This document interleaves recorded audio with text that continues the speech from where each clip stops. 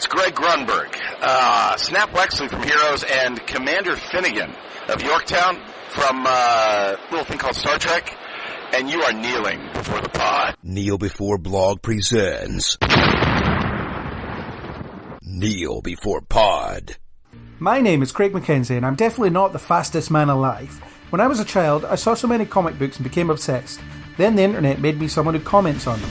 To the outside world, I'm a slightly functional human being, but blatantly I use my nerdiness to comment extensively and find others like me. One day, I'll blend into society, but that day is not today. This is Kneel Before Pod.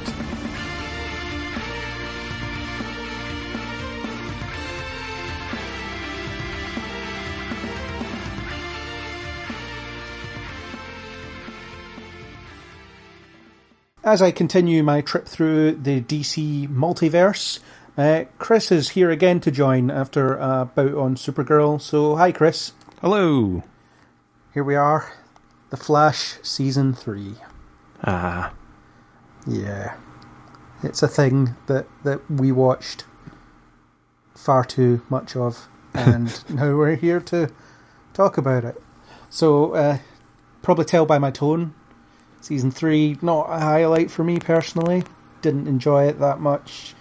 Thought it dragged. Thought the characters were just morbid all the time. Too much repetition. Too much stupidity. A boring villain until the end. And just, yeah, generally the weakest season of television I've seen in quite some time, probably. How about you? I was really disappointed in it, unfortunately. I'd like to do a light and shade thing, good cop against bad cop on this one, but unfortunately, I was not a fan. I was really disappointed with what they did to it. They kind of took a show that was a bit light and bouncy and sort of stood out a little, and they made it a bit gloomy. And it was a shame, you know, they kind of over-egged it slightly. By throwing a bit too much in there and too many characters and things. I'm sure we will get into it in the spoiler section rather than here. But yeah, overall, I was a bit disappointed in this, unfortunately. Yeah, it seems to be going around.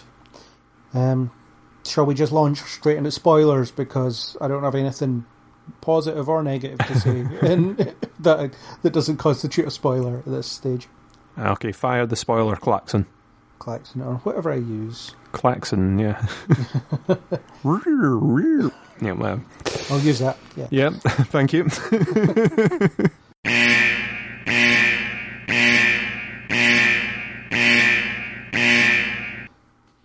Okay, welcome to the Spoiler Force. It's like the Speed Force, but it's never mind. Yeah. I thought that would be like one of these Channel 5 shows, you know, Spoiler Force, knocking down doors and stopping people posting spoilers online.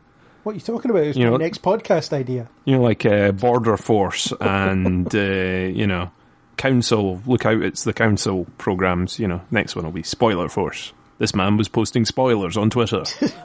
They just go after these people. He wasn't expecting Spoiler Force.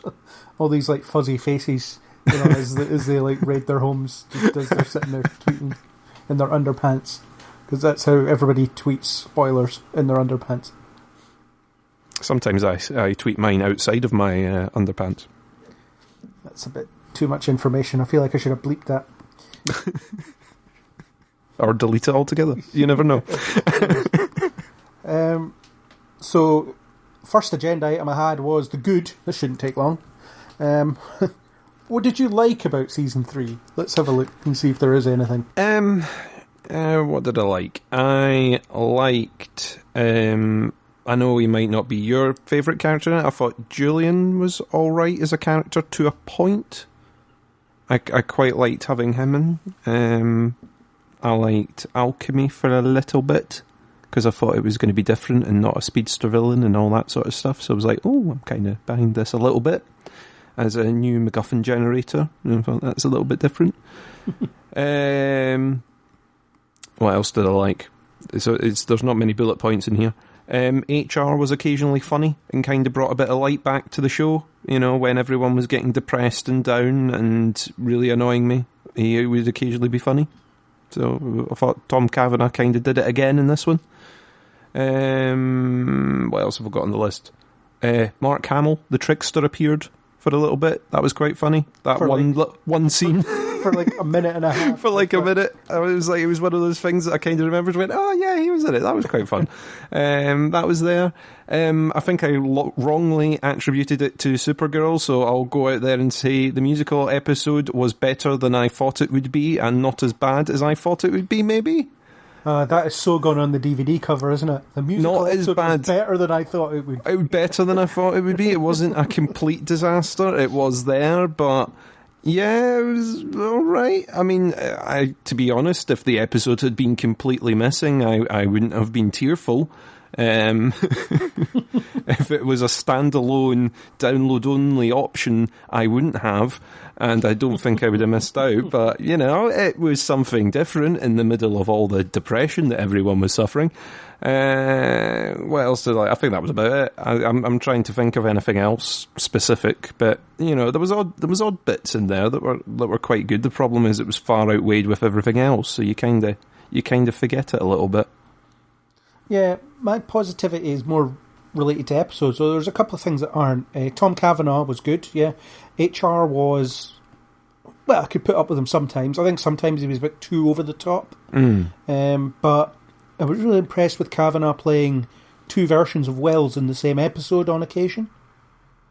Or I really liked the version of Wells, or the episode where you saw all the different Wellsies. Or sort of like that part of the episode. Oh, where they were sort of auditioning. Yeah, it was like Western Wells and all that stuff. Yeah. I thought that was kind of neat. I liked it when they did that, and I thought he's managed to do it. I know some people aren't as much of a fan and are kind of fed up of the multiple Wellsies, but I kind of liked it. I thought it was a little bit of fun in there. Yeah, it just shows the acting talent of the guy, pretty much. I really liked parts of the teacher-student dynamic that Barry and Wally had, although they didn't do enough with it. It's like it was one of the billion things that were going on, and you know it was a bit of a focus for a while, and then it kind of descended away. It wasn't quite as prominent as it could have been. So, but I did like some of it, and I liked Wally's. I liked it when Wally would question Barry's methods, you know, for like 30 seconds before he would start agreeing with him. That was alright. A couple of standout episodes where anyone that had Captain Cold in it, which was one of them, well, technically two of them, but that was a rubbish one. The one where he was like a hologram. The one, Cause and Effect, I believe it. Oh no, it was Infantino Street. It was the one where Iris died. Definitely spoiler now. So, yeah, it was where Barry went and retrieved Snart from at some point during his Legends of Tomorrow run, and takes him on a bit of a heist. That was cool. It's always great to see Snart. I forgot about the heist episode. Actually, that was quite a fun one. Yeah, I liked the memory loss episode only because it was fun.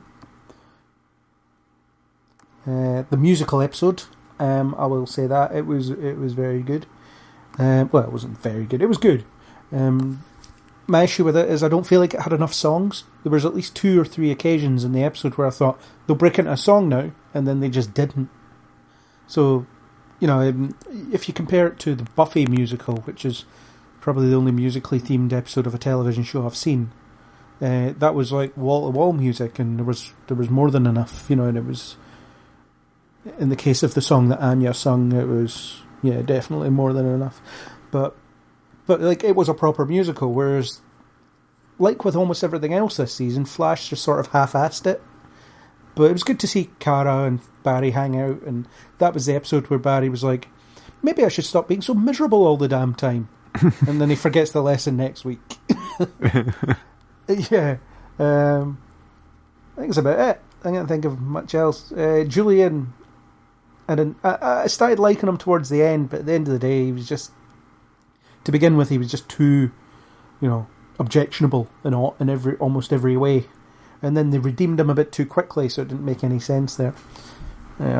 He did get a kind of sudden turnaround, but I thought it was different to have someone outside of the circle again, because you know, you spend a lot now, like pretty much everyone knows that Barry's the Flash, so it was quite good to have him sort of having to sneak about a little bit and to have someone actually questioning why he wasn't at work, which is what everyone else normally questions, you know. Yeah. No one else seems to care that he's permanently missing. There was that, yeah. The crossover was good. We'll talk about that in the other ones as well, I would imagine. But the crossover was good. I think that's about it. Yeah, that's it for the good for me.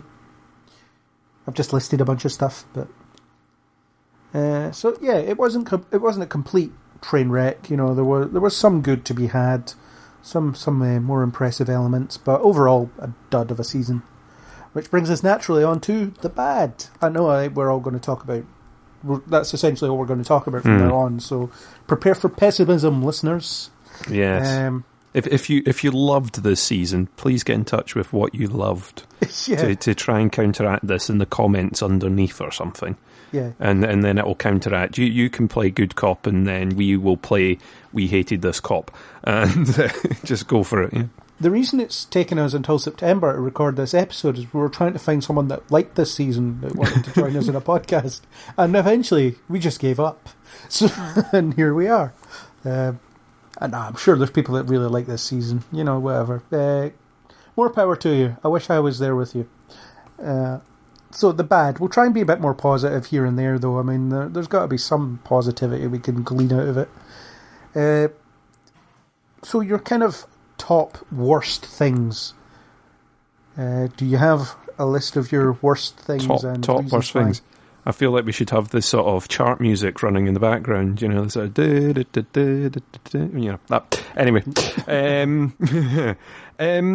my kind of thing, I found it too dark and gloomy this year. I've found that Flash in the past was quite a light, airy show. It had its dark moments, but there was always a bit of banter between the team. You had that core group that sort of got on quite well, and you know, you would at least have a smile by the end of the episode. Whereas this year, it's like everyone was sort of so burdened and so depressed. You know, everyone was very, very dark. You know, I like having a little bit of character drama in there, but that sort of was out of balance this year with the sort of lightheartedness and the sort of adventure aspect of it. You know, I understand why it was there because of the way the plot went. You know, you've got a character in the middle there that knows they're going to die, or it's predicted that they're going to die, so everyone's all kind of under from the beginning. But you know, I just kind of missed that lightness and that sense of sort of hope and adventure that the show had in previous seasons. You know, they managed to make Cisco depressed. How do you make that character depressed? Oh, I know. He was one of the fun bits of the show that people liked and people enjoyed, and they went, no, we're not going to have that this year. We're going to have him really depressing and miserable. And you're going to sit there and think, I remember when you were fun, and just cry. It was that kind of really annoyed me this year. And another speedster villain kind of made me go, oh great, we've got another speedster villain. This show is the only one that can open every week with I am the fastest man alive, and inevitably in that episode you will find out he's not the fastest man alive, and that there is someone else who once again has bested him at the thing he is supposed to be bestest at. I don't understand. Surely there comes a point where he either is the fastest man alive or he stops lying at the beginning of the episode. I am Barry Allen, and I am about middling in the fastest man alive stakes. There are many people out there that can outrun me on several occasions. Even ones that aren't speedsters somehow manage to escape by going through a door, and then I never find them again.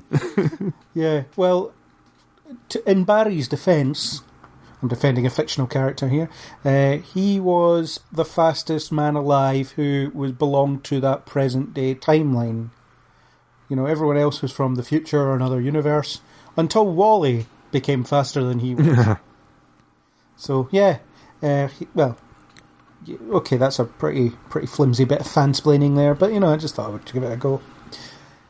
Yeah, any other worst things, you know? What have I got in here? Same plot, villain, surprise, again, is what I've written. So you've kind of got the villain turns out to be a Team Flash member, again, from the show. So, you know, you had Wells, who was Vaughn, you had sort of Jay, who turned out actually to be Zoom. You've got Savitar, who turned out to be Barry. You know, it's kind of like you've got the same thing again. You know, and you've Alchemy, got who's Julian. Yeah, Alchemy, who's Julian. You know, Julian, but he wasn't really a Team Flash member at the beginning, I suppose. So, but you know, that was kind of obvious because it's the new guy. I wonder who the villain is. It just kind of. Yeah, it's sort of the same thing again. You know, you've got, at the beginning, you've got some form of MacGuffin generator. The MacGuffin generator spits out metas or Earth 2 versions of people, or, you know, and then you've got the same trick again. There's a big villain that they've got to fight. Turns out it's one of them. I suppose the difference this time is, oh my god, it was Barry. And definitely spoiler klaxons went now. So, yeah, I don't know. It just kind of disappointed me a little bit in that way, that it was the same thing. Yeah. How about you? I've managed to go for about 3-4 things on my list. So how about you? Well, just to start us off with all the things I hated. The tone. Hated the tone. Just every week, it just made me feel glum. Before work, every Wednesday, I would watch a TV show, and it would normally be Flash, because it would set me up for the day with a nice bit of, you know, a bit of a spring in my step, because it was fun. You know, it's always good fun to watch, to a point. Then season 3 happened, and every week it was like setting me up for my day of work feeling annoyed, because I just watched something that I didn't enjoy. So I switched to Legends of Tomorrow, because they were on the same day at that point, and watched that in the morning instead, and improved my day somewhat, at least to begin with. That's just a personal anecdote, you know. What I didn't like was the dull and repetitive storytelling. So every week it was, we have to stop Iris dying. Every week it was, we failed to change the future, so Iris might still die. And it was all they would talk about, constantly. So it was all about, I understand the whole, we need to prepare for this eventuality thing, but there was a real opportunity there to kind of explore Iris as a character, and they just didn't. She was the plot device, you know, she was there to be saved, which, you know, I mean, I don't want to go down this road, but it's a pretty shoddy way to treat one of the female characters, you know, because she was just this trophy, you know, the sorry Mario, but our princess is in another castle sort of idea. That was essentially what was happening at the end of every episode.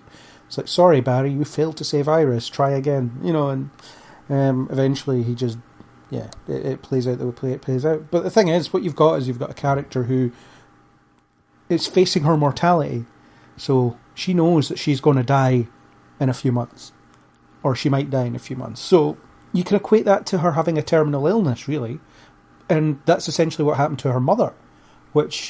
So what you do? I mean, what does that do to a person psychologically? You know, they could have had entire episodes where Iris is crossing things off her bucket list, or doing things that she never thought she could do, or taking different directions in life or whatever. Instead, she just sat around being like, well, I hope Barry saves me soon. You know, and it's a consistent failure of this show. They've got this wonderful cast of supporting actors. You know, there's no problem with any of the acting, really. I think all the cast are very, very good.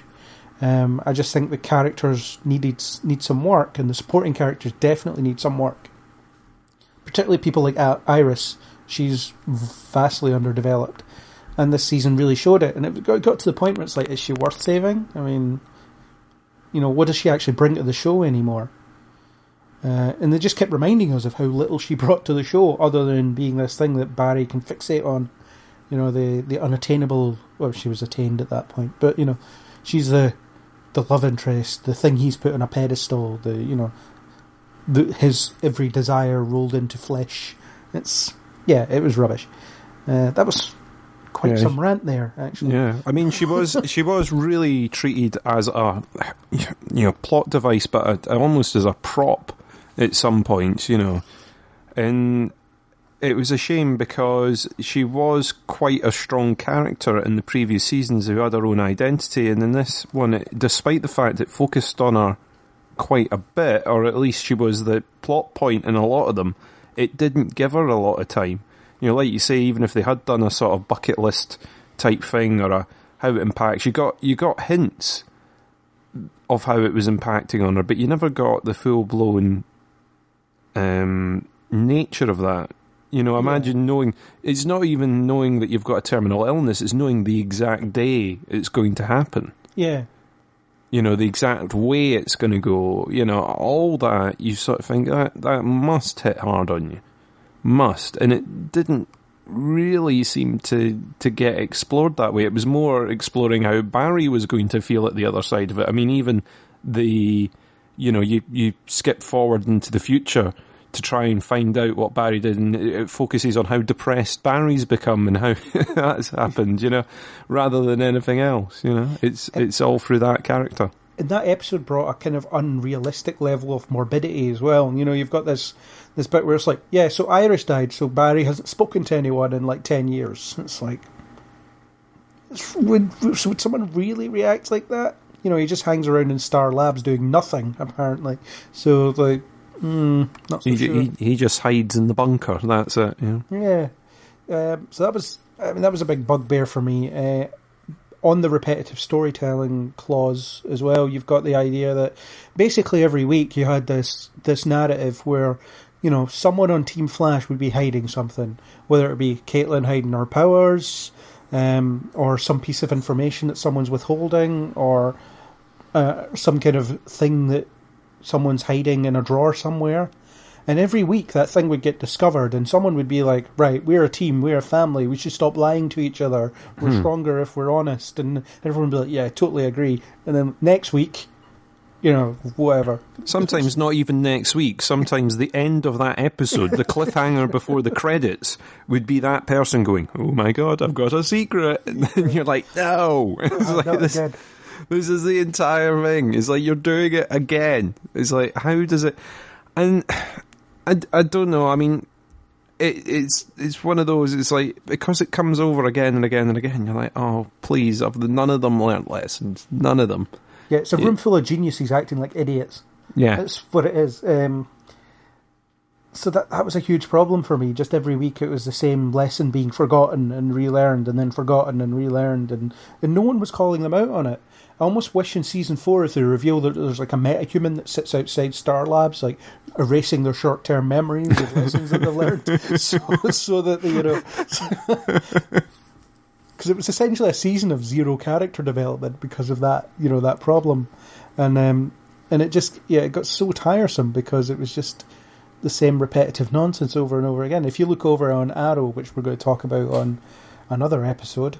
You know, Oliver grew as a person in season 5, learned a lot of things about himself, put a lot of things about himself behind him, whereas Barry just kept going in circles, you know, and every character on The Flash kept going in circles until the point where they were just, they just weren't moving on. They were just staying stagnant. They were, there was a lot of sort of standing still, there was a lot of... And I don't know if some of the problem that they've got is the fact that the team is... to me, it feels kind of bloated. They've got so many people on Team Flash now. It is beginning to rival Team Arrow over on the other side. And they've not got enough time to give everyone their character development or their piece. I mean, so many of the scenes are basically them just standing around that desk at Star Labs. Yeah. And they're trying to give everyone something to do, and they never quite work. And they're never all going to get a bit of development each week because there's too many of them. And if they focus on one, then it would be to the detriment of all the others. And, you know, obviously we know who the lead is. It's the Flash, so they've got to try and basically just funnel it all through his eyes, despite the fact that all these characters have all got something going on. There's nothing really that can push them forward unless it's impacting on the wider plot. And then they brought in Tracy towards the end because that's what Team Flash needed, another member of the team. You know, and I almost forget about Tracy until I, you know, actually think about those last couple of episodes because she does just, oh, by the way, last minute, you know, we need this, you know. So, yeah, I had issues with all of that, and there was other, like, repetitive bits of storytelling that just kept bugging me as well. Like, you know, it's just... The villains of the week even weren't even that fun anymore because they were just being because they all had to tie into Savitar somehow, and Savitar was really rubbish until towards the end because, they took their time revealing who he was. It just kept going throughout the season that, they don't know who this guy is, they don't know who this guy is, and then Barry goes to the future, and it's like, I never found out who he was, I just stopped him, and then it kept going that way. It's difficult to invest in a villain that they're just, all he is a mystery for so long. Yeah, I mean, I kind of get why they did it, but the thing is, by the time they got there, it was almost finished to a point, and you weren't interested. You'd lost interest in it. You were just wanting it to be over, or at least I know I was. And it sort of failed to launch. And the size of the team is one thing. The size of the show and the amount of episodes, and I've said this about, I think, pretty much everything that I've talked about over the last few months, TV-wise, I've said about the number of episodes being too much. Yeah. With these shows, they've just grown out of proportion, and there's this lull in between. I mean, it's almost like you get 2 seasons when you've got the mid-season break in the middle, and there's always a lull in episodes in the middle because they're wanting to ramp up tension towards, the mid-season or towards the end of the series, and it suddenly feels so heavy and so bloated. They don't fill out any of the villains or anything because they basically have to become missing for the middle portion. And I think that was kind of the thing here, but they didn't reveal them until the end to try and ramp up the tension towards the sort of climax. Yeah, and I actually think some of the work they did with Savitar once it was revealed who he was, and I mean, I still can't even pretend to understand what they're trying to do with time remnant nonsense because that still doesn't make any sense, but I feel like it could have just been future Barry and nothing would have been changed. I mean, it is future Barry, except he's a discarded copy. So what you've got is this copy of Barry Allen running around who's, who hates everybody, but at the end of the day creates himself, which is interesting to a degree. Iris's death leads to his creation, which is interesting. It also gives Barry the idea that potential lives within him. Essentially, you get that view of what his life might have been like had he not been raised by Joe after his parents were, after one parent was murdered and the other was arrested. You've got this, this person who's so consumed by loss that he's gone insane to the point where he wants to cause pain to others, and that's pretty much the opposite of the Barry Allen we've seen since season 1. Even in good or bad episodes, he has been, he's a good person. He's a flawed person, but he's a good person. Whereas Savitar was not. Although they did that whole trying to bring him back, trying to convince him to be, to change his ways, and it looked like it was working for a little while. Although there wasn't enough time to really explore if it was actually working, if he was actually having doubts, or whether he was just, he was just killing time until he could do whatever it was he wanted to do. Yeah, I mean, it did seem like it was a great idea. Like you say, if it had been future Barry and not a remnant, it might have got them out of some of their quagmire that they had at the end. And I mean, even through recent stuff, when they were at Comic-Con and all that, they really don't want to try and explain what the hell they did towards the end here. Yeah. It was like they had to have an excuse. It's like they wrote it and they went, well, it's going to be Barry from the future. Oh, no. It'll be a remnant of Barry because we don't want people to think, oh, this is what would happen to Barry if it's got to be a different Barry. But a copy of Barry because we don't want it to be the lead character because then people will think, oh, how could he possibly go back and do that, But they just seem to have written themselves into a weird corner, and I don't know how they're quite going to escape it. That, the time travel aspect of this has been rubbishly done for a show that, potentially could feature it quite heavily. They've really managed to foul up the canon and the way this is supposed to work. You know, the amount of times that we've looked at that transparent whiteboard with lines drawn on it. Yeah. I think we mentioned it in the mid-season as well. The board with the lines and pointing, and Cisco going, well, quite plainly, he went back and did this to do that, to go back here, and meanwhile, on this other line, it's gone back that way, and this is... Yeah, oh, come on. It's like, this has just gone too far. It's like, if they're needing to sit there in the middle and explain it all to us, and even then it isn't very convincing and it doesn't follow its own rules later, then how does it work? You know, it just doesn't, I can't fathom it, and I don't know how they're going to quite try and fix this in the next season, but you know, I think they're just gonna ignore it and pretend it didn't happen, which is back to that short-term memory loss problem. You know, I'm telling you, short-term memory loss metahuman is a thing, and if the Flash writers are listening, you're welcome. It explains everything, almost every problem you had last season. So yeah, not almost every problem, but. Oh, that's Barry could wake up and it could all be a dream. They could just do that. They could. Season 3 didn't happen. Yeah. Season 3 didn't happen. Oh my god, what a terrible dream! Oh, thank God, I now know how to put everything right. I dreamt that I went back in time and created this new timeline so I could spend time with my parents for a couple of months. You know, why would I go and do a thing like that? That was a terrible idea. I'll never do that. That was shocking. Let's get on with the happiness. Yeah.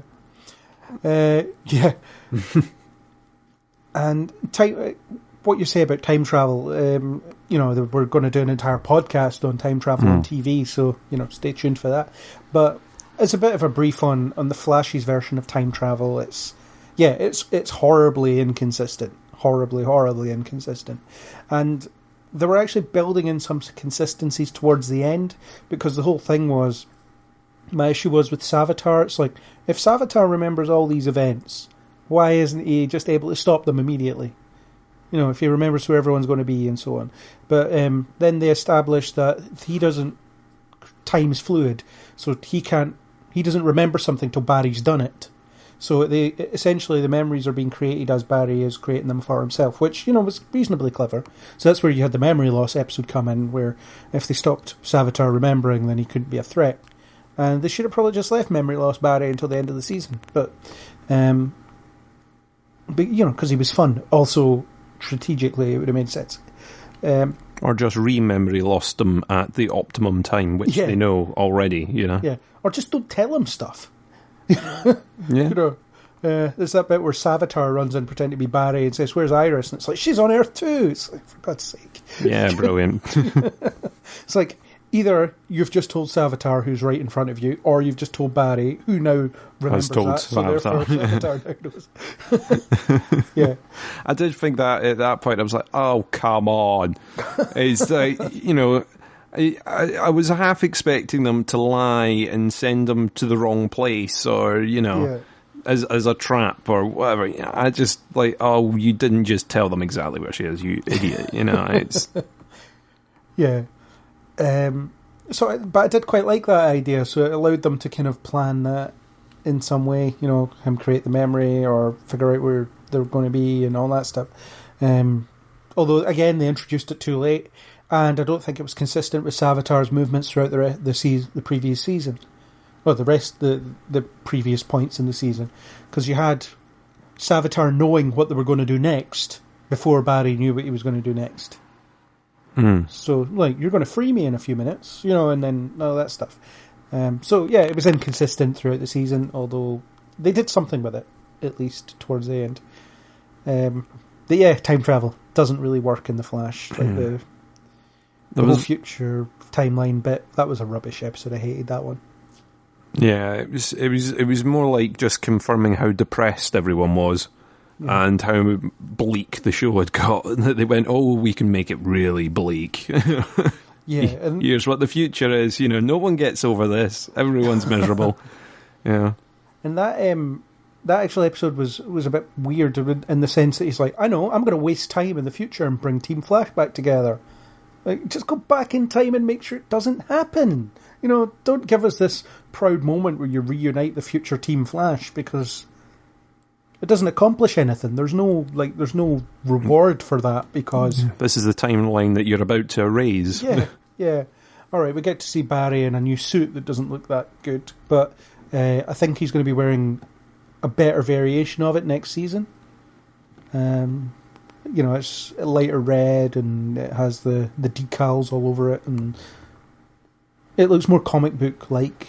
That was the whole purpose of that episode, to let us see the future suit. That was it. Yeah. Big long trailer for future suit. Pretty much. Yeah, time travel. Yeah, stay away from it for an entire season, please. Nice. It would be nice if they didn't, and and if they don't have a MacGuffin generator going on, but they always like to do these things, so we'll see. Yeah. So the negatives are kind of they're woven throughout the season for me, but those are the main ones, like repetitive plotting and terrible characterization and lack of character development and all that stuff. Just everything they did, pretty much. Everything that a TV show should be, they failed to do. So, good job, guys. Well done. I guess we should talk about little bits of things that were going on. So what you had was Caitlin becoming Killer Frost. What did you think of that?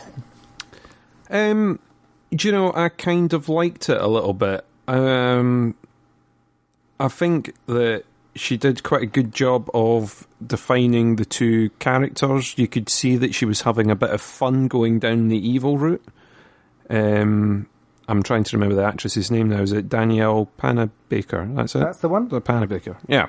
So she seemed to be having a lot of fun with it. I think she did a good job.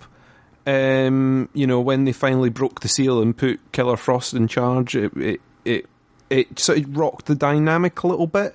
But I think the problem was that it had been so depressing up until that point. You hadn't really had the team gelling at all in the run-up to that. I think it would have been more devastating if the team had actually been working quite well together till that point. But because they'd all been keeping secrets, essentially just lying to each other, being miserable, not really working as well as they used to, coming up with solutions and stuff, when she sort of left, it didn't have that same impact, and it just made Cisco even more depressing as well. Yeah. It sort of just really laid it on thick, Yeah. I thought the Killer Frost thing was actually not too bad, or at least parts of it were. Again, everything good is just dragged down by something bad. What I did like about it was Danielle Panabaker getting to stretch her acting muscles. She created a more, I don't want to say grounded, probably a deeper version of the Earth 2 Killer Frost that she was playing last season, because Earth 2, it could be cartoonishly evil, that was fine, there was no problem there. Whereas, Earth 1, it had to be an extension of her. Although I really hated the multiple personality thing. Isn't it just enough to have someone become a villain? Why does she have to have an alternate personality to become that villain? I didn't need to see that, I didn't like that, because what you had was this implied war between two selves kind of thing. And they just didn't do anything with it. You never had her wrestling with the other aspect of her persona. I'm imagining the scene of her standing in front of the mirror talking to herself as Killer Frost, where you see her eyes just change colour, but the idea of Team Flash having to deal with a threat that grows within them is quite interesting in that sense. You've also got someone that they have to stop but can't bring themselves to hurt. It's another one that was really interesting. And just the idea that she was having to come to terms with the fact that she had these abilities and couldn't control them, and was worried about what they were turning into was in theory interesting, although it was very similar to what they did with Cisco last season when he was worried about his vibe powers making him evil. So, again, repetitive storytelling. But it was good in principle. Didn't really kick in towards the end though, which is an issue. And it was kind of seeded throughout, and then you had that one Killer Frost episode, and then it seemed resolved because she got a necklace, and after a glowy necklace that solves all her problems. And then once she appeared, when she became like Savitar's sidekick, interesting, because there was that kind of shades of her trying to manipulate Savitar a bit in her own way. That was cool. And then I'm not sure what I think of the resolution where she's just like, I'm not Caitlin or Killer Frost. It's like, that just sounds like crap. I am now to be decided in a future episode. I am conveniently unwritten as of yet. I am a blank slate for the writers of next season. I present to you something they can do whatever they want with in the next season, because we don't know. I don't know what this means for the next season, particularly for her. I did like the sort of Killer Frost aspect in there. If it's some sort of halfway house, then it might actually be quite interesting to see. But I don't know quite how they're going to do that. You know, she's Caitlin and she's helping out in the office, but she's also going out and killing people by the weekend. I don't know. It's like, how do you sort of job share that way round? I don't know particularly what that's going to be, or she's just going to be a lot harsher, you know, when she's dealing with people. I don't know. Yeah, seeing her ride around like Iceman on a snow bridge, that was quite cool. Or an ice bridge. No, they did some good effects with her and stuff. I mean, they still, you know, it did, like you say, it gave Savitar a sidekick that Team Flash wouldn't want, like you say, wouldn't want to kill and wouldn't want to go all out on. So I suppose it gave them someone that they could put in the field that they wouldn't kill and wouldn't be dealt with too quickly, and that would be the excuse for why they survived for so long, you know, and why Savitar's got a henchman that can last, you know. And it also lets Savitar interact with one of the main cast without, you know, inexplicably turning up to Star Labs to not kill them every week. That was quite important. But again, you know, talk about the handling of female characters, she's underserved. You know, I mean, a better show could have had, or a better season could have had Killer Frost as the villain, you know, that cropped up about halfway through and stayed till the end. I don't think she's enough of a threat to last a whole season. But it could have been, you know, I'm thinking like Dark Willow type stuff in Buffy, which I keep coming back to. You know, that threat doesn't show itself until very late on, and then when it does, it's really huge for them. But it has been bubbling throughout the season anyway, so they could have done something like that. I don't know. So, I guess, yeah. So Caitlin, good and bad. There's good and bad to be had with Caitlin. I've always liked Caitlin as well. I don't know. I don't know why. I just always have. Other than the obvious, of course.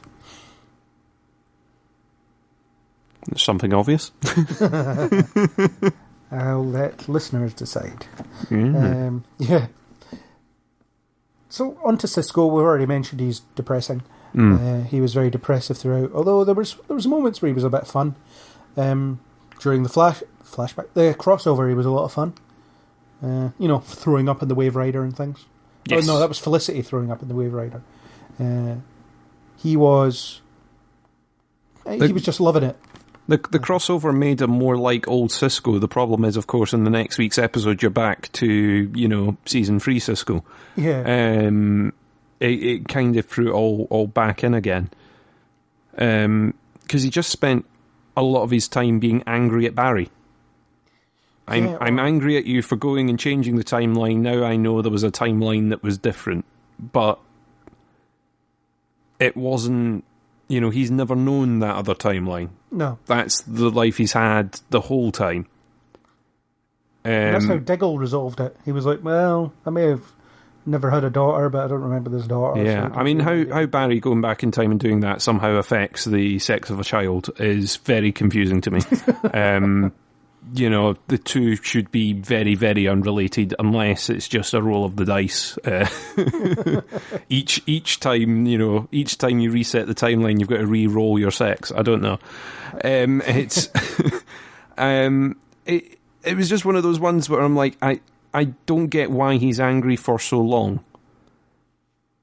I understand it's his brother, but it's the life that he's always had. It's not like Barry did it. It was through the... and as sort of a scientist and as one of these people that knows there's many Earths out there, in several of those Earths his brother is alive, and in several there aren't, and there'll be several where there's no Cisco as well. Yeah. So I don't... Yeah, I didn't quite follow why it rattled on for so long to try and get resolved. It just seemed like another sort of unnecessary, understand there'd be an argument for a bit, but not for the whole first half of the season, pretty much. Yeah, well, the initial issue came from the fact that Cisco asked Barry to go back in time to save his brother, and Barry refused, which annoyed him. And then when he finds out about Flashpoint, the fact that Barry went back in time to create an idyllic life for himself, suggests a huge double standard on Barry's part, and it does. And that's an argument that's never fully properly... Well, it is fully resolved, but it's not well resolved, because it's that interesting idea of, you are that selfish, and Barry should learn that about himself, that he does sometimes put himself before others. And you get this in the crossover where he talks to Oliver about creating Flashpoint, and he's like, and Oliver says, both my parents are dead. If I could travel back in time and save them, you're damn right I would. And so you get that other perspective, and they don't delve into that other perspective an awful lot. I mean, it was a complex argument, but it tried to be oversimplified, I think. Yeah, and I just didn't get why it lasted for so long. I do get the argument, but yeah. Yeah. It was the drawn-out nature of it, and the fact that all these things tonally turned it a lot down for me. Yeah. Cisco was one of those fun characters that I kind of enjoyed. I'm not going to say it was the reason that I was watching, but it was kind of... I like the character from the point of having a geek like us on the team. Yeah. The fun quips and the names and the geeky references and the T-shirts and all that sort of stuff is a fun character to have in. To sort of take all that away and just go, oh yeah, we're just going to make him really depressing this season, was sort of switching all the lights off all at once kind of thing. And I think it just all added up. Hopefully, there's enough stuff now resolved that it's going to push on a little bit. I mean, you do get to see him using more of his powers and sort of coming to terms with that. You also get him having a sort of girlfriend. Sort of. Not love interest, maybe. Yeah. Maybe not. In Gypsy, I don't know. That was a character that sort of cropped up a couple of times, so you get to see a little bit of development in there, but sort of overall I just found him a little bit depressing this time round. I don't know if maybe he wasn't, and I'm just looking back in hindsight remembering him as being a lot darker this season, but I was just a little bit disappointed. Yeah, although on the Gypsy thing, do you not feel like there was moments where Cisco was being uncomfortably lecherous around her? He was just being like, yeah, you couldn't handle me and all this stuff. And she was just like, whatever. But it's one of those things, it's like, it's practically sexual harassment that he's doing. And I felt uncomfortable watching it, actually. Although maybe that's because I've established in my head that she is essentially him from another Earth. Just on that Earth, Cisco's a woman and he's called Gypsy. And I would love them to reveal that. It'd be up there with like Tommy Merlin as Thea's half brother, but it's when she tried to hook up with him in like season 1. That would be a good reveal, actually. I look forward to if they do that. Flash writers, if you're listening. In my head, that's how it is. Take your notes now. Yeah. They haven't done anything to disprove it to me yet, so therefore it's still on the table. It's still in play. So, yeah. Cisco, probably the best thing about it, best of a bad bunch kind of thing, but yeah, vastly different to what he was and what he should be. And,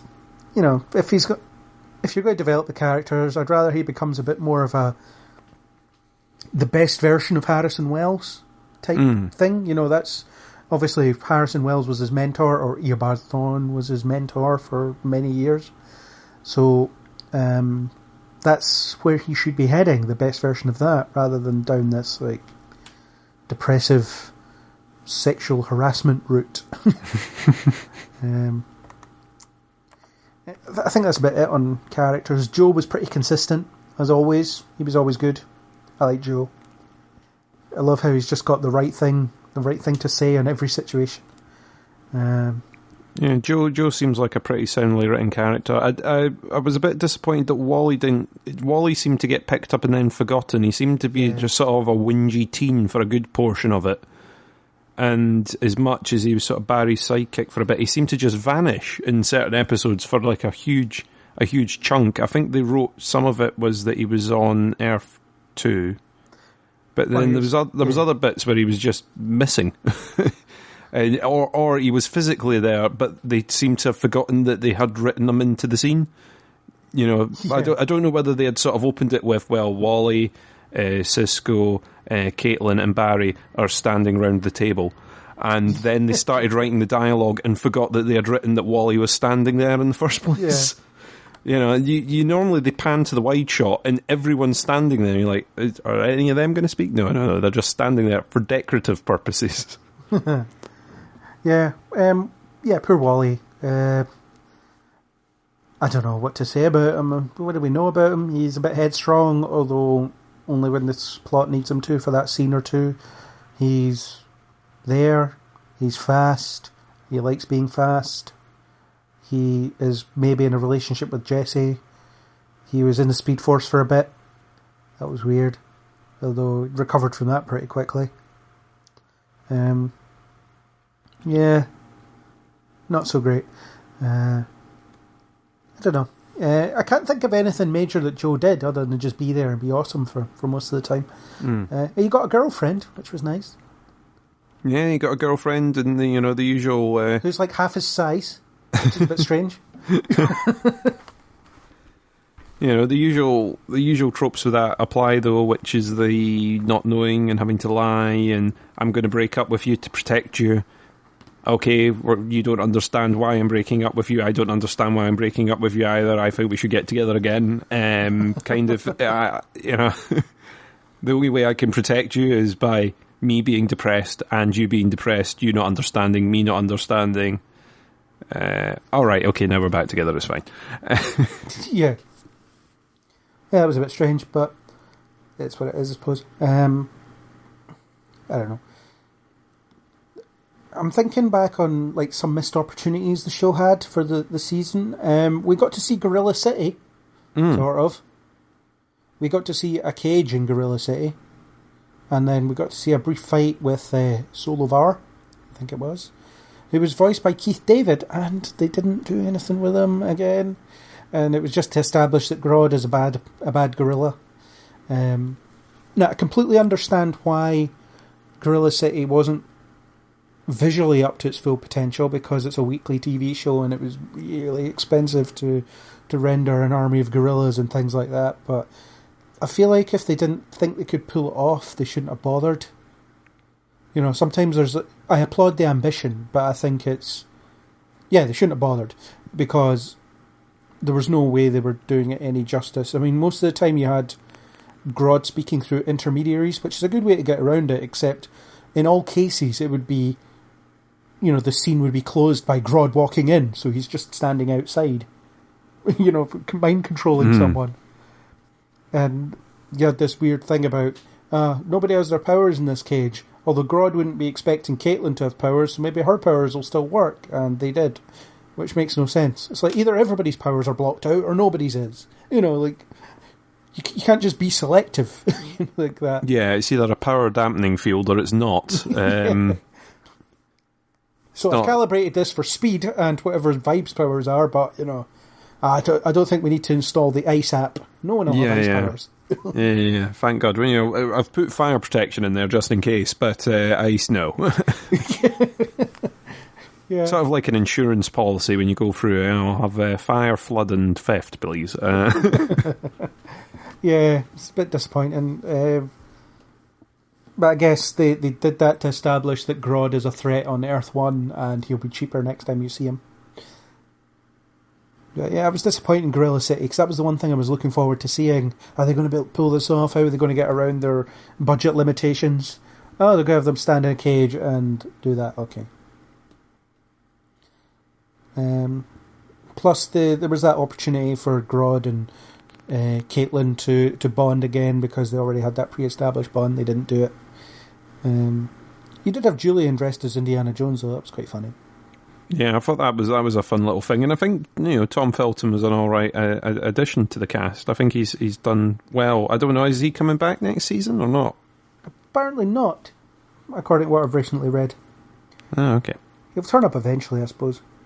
Gorilla City is very much a kind of, here's some potential and here's maybe what they could have done differently. I guess to do it differently, it would have been, well, I just think don't do it until you have the budget to do it. But if you were going to do it, they could have played around with their limitations a bit more, make it more about Solovar and Grodd, rather than let's have an army attack Central City for a minute in an episode. That was about it. Let's piss about for 38 minutes until the gorillas attack, because it was that transparent. The rest of the episode was them just cutting about doing stuff, and it was like, oh look, they're going to launch a nuke. It's like, oh, what? Okay. Nukes everywhere. We know from Arrow Season 4 that nukes are not a good idea on these shows. No, it never goes down well. Yeah, the only person that should be fighting nukes is Supergirl, and that's because she has the power capacity to handle them. She can fly after them and things. So on that, do you think there's anything they could have done to improve the season any? I think they had painted themselves into a corner with some of the stuff they did. I think the early reveal of Iris's death, I think, just kind of cast a shadow from the very beginning. Yeah. I think if that had been revealed a lot later on, it might have brightened up some of it. I think they'd kind of forgotten how light the characters and everything were, so it seems like such a transition into them. They've done a similar villain again. They've done I don't know. It seems like there's a lot of stuff from the ground, from the base level that they got wrong.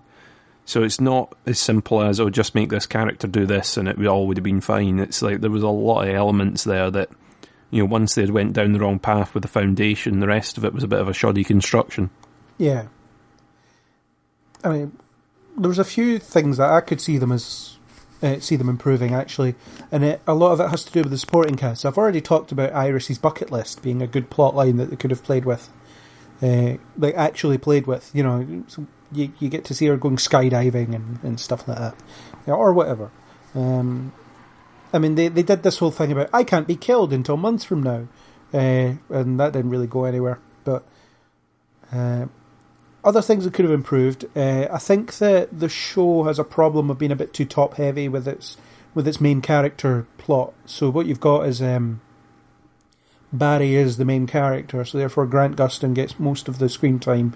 Every scene he's in is about him, or every scene he's not in is kind of relating to him in some way, because it is his show. Fair enough, he is the Flash, he's the title character, but some other genre television shows, I'm thinking specifically of the episode Lower Decks in Star Trek The Next Generation, where it's from the perspective of a bunch of ensigns who aren't involved in the big meetings, who don't know what's going on, or just following orders without knowing the full picture.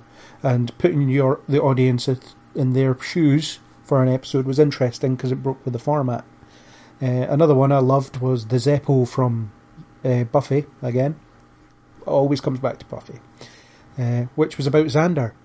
He was cutting about doing stuff. Meanwhile, behind him in the B plot, a season finale was happening, essentially.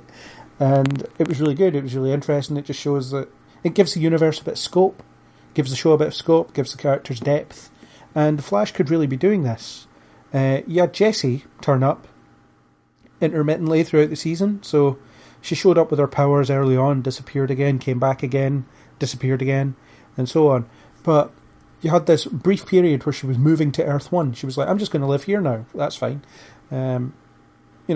What about an episode exploring the implications of that? What is a day in the life of Jessie Quick?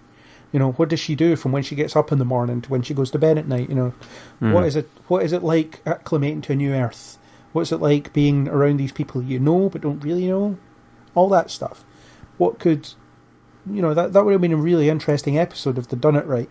And I do like the idea of sort of swinging the focus a little bit in doing those episodes. I mean, the likes of, the Lower Decks, like you're saying, was a fun sort of transition going, well, let's see it through a different character's eyes, the same story that you would get every week, but from the perspective of someone else, I think would of giving something a little bit different. It would have given it a boost, I think. Yeah. A Day in the Life of Joe is another one I would quite like to see. Or like pre-Julian finding out the secret, A Day in the Life of Julian. I mean, could you imagine an episode from his perspective where you see Barry run in for a minute or so and then leave and then never come back? And that would have been quite interesting. You know, we get to see the Flash, or we get to see what Barry's like through someone who doesn't like him, you know, his perspective. And he doesn't like him for these reasons. He hasn't done his work. He hasn't turned in a report. He's not there. He doesn't answer his phone. He's off doing something. Where does he go? What does he do? That's, I think that might be quite cool to see, actually. So, basically, most of my ideas to improve the season involve flipping the perspective away from Barry, because you see enough of him, you know. And Arrow has the gift of that. You know, you can have Oliver Queen subdued in the present day because he's going to be prominent in the flashbacks. But Flash doesn't have that trope that they can play with. Yeah. I do think focusing a bit on the background, trying to sort out the background characters and giving them something to do a bit more would help. Definitely. Yeah. And the finale, where Barry has to go into the Speed Force because they freed Jay, is a good opportunity for them to try that, except I don't think they will. Yeah, I have the feeling I would like to see a couple of episodes of the team trying to get by, but I have the feeling that by the end of episode 1 of the new season, they're going to have Barry back almost, yeah, or at least the hint that he's there. Yeah, and the issue they've got is it's the main actor problem. So you've got this guy who's the lead in the show. He has to be in every episode, so therefore Barry has to be back by the end of episode 1. You know, and probably feature prominently throughout episode 1 as well. They might just do flashbacks to things we haven't seen, you know, to remind us that they all love him and things like that. But again, going back to Arrow, when they did it in season 3, where Oliver was believed dead for a while, because you have a high portion of Stephen Amell in the flashbacks, you can have a reduced presence in the present day quite happily. But Flash doesn't have that, so I don't think we're going to see that potential realised, unfortunately. I agree. Yeah. Yeah, it's weird. The only improvements I can think of are flipping perspectives. Other than, you know, let's just rewrite the plot of season 3 from minute 1. Yeah, like I say, the foundation of it wasn't great, and you know, the core plot of it. So you kind of struggle to fix that. You know, if you fix that, then you would have it going a lot better. But it is like a complete reworking from the ground up with some of it. I don't know what they're going to do next season. The trailer looks alright, but this really disappointed me this time round. They promise that next season's going to be more fun. Whether they deliver on that's another story. It's like when they said Arrow season 4 was going to be a lighter tone, and it kind of wasn't. Although this season they are talking about the villain is going to be like the fastest brain alive versus the fastest man alive, but he is a whole season antagonist, which I think is a bad idea. I think Agents of S.H.I.E.L.D. solved the whole season problem pretty well by having micro seasons. I think Gotham did that too. I think Flash should look at that. So you've got an antagonist for them to deal with for 5 or 6 episodes, then they switch, and so on. It seems like they're introducing some pretty zany comic book stuff next season, like the Elongated Man. He's not someone you should ever take seriously, at least in the comics. So there's hope. There's always hope. Have you been waiting a long time for Elongated Man? No, I haven't. But all right, okay. You know, I quite like the idea that they might be going back to the season 1 ballsiness of let's just throw this in here and see what happens. And you know, season 1 they had some pretty outlandish stuff in there, and they did it. They did it really well. And then season 2 it was like, let's bring the multiverse in and see if the audience can handle that, and then they can. And season 3, they when I thought they were doing Flashpoint, I was like, oh god, this is going to be cool. And then it's 1 episode. and then they just talk about it for the rest of the season. And it's rubbish. So, season 4, decent. Hopefully. They keep saying the right things, but let's see if they do the right things. I don't think the finale was a strong foundation to build on, really. The whole... The final fight with Savitar annoyed me because he captured Cisco so he could modify the thing. The Speed Force cannon. Is that what they called it? That thing, that gun they used. The gun, the MacGuffin gun. Yeah, and Cisco reversed the polarity. I think he even uses that line. He reversed the polarity so that Jay Garrick could be freed from the Speed Force. Whereas if he just left the cannon alone, Savitar would have replaced Jay anyway. And I can't help but think that, well, Savitar's not testing this. He doesn't know. So you could have just sat there and, like, pulled out a couple of wires and put them back in, and then been like, I'm done now. Yeah, the backfiring Speed Force cannon. That would have been fine. Yeah. Yeah. So, although you wouldn't have had that chase through the forest, which I could have lived without, to be honest. It's what it is. Is there anything else you're hoping for from season 4? No, I'm just, like I say, I'm just hoping for that lighter tone to be back, that sort of sense of adventure, a little bit of hope and everything that was in there in the first one, and like I say, just want it to be a little bit lighter, sort of remember its roots. Like I say, I'll watch the first few episodes, and if I'm not enjoying it, I think I am going to drop it this year rather than traipsing through like I did this year. Bold claim. We'll see if he does. Season 4, yeah, I'm hopeful for the same. Better tone, better characterization, better stories, less frustrating villains. Let's beef up the supporting cast. All that good stuff. And that's pretty much all I've got to say about season 3. I wish I could say I feel better, that I've got it all off my chest, but I haven't. Well, I have got most of it off my chest, I don't feel better. I thought I would. Someday. Yeah. How do you feel getting it all off your chest? Like a load has been lifted, though I could still probably rant and shout for about another hour. Let's not do that. Let's not bore people to tears with how depressed we are about the whole thing. They say that positive people live longer, so we should try and end on a positive note. Think of your favourite thing about season 3 and talk about it with no but afterwards to close off. My favourite thing. I had those 3 things at the beginning. I don't know which one should I focus on. Okay. I don't know.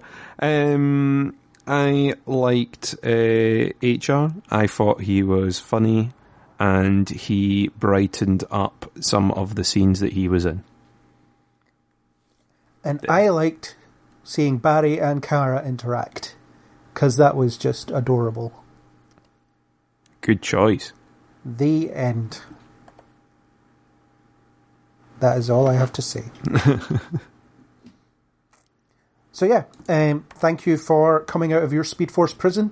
It's time for you to go back in before lightning strikes the ground at random intervals, and definitely creates metahumans for next season. Yeah. We need a MacGuffin generator for next season.